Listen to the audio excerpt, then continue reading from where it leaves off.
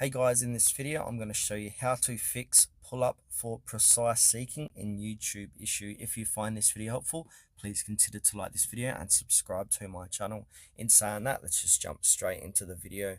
Alright, so what we want to do is open up our YouTube app.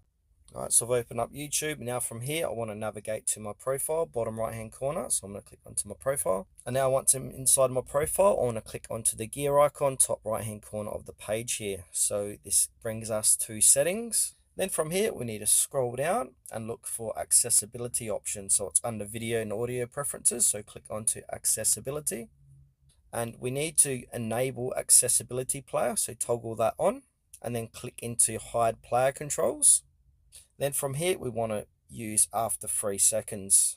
So we got enable this, hide player controls after 3 seconds settings. Now from here, we want to go back, click onto our YouTube application, click and hold till more info appears. And we need to click on the little I button next to YouTube. Now inside app info. Then from here, navigate lower and click on storage. Then we need to click on clear cache at the bottom right hand corner of the page here. So click clear cache and you can see cache is currently at 0 bytes. Then from here, just simply restart your phone and that will fix your problem.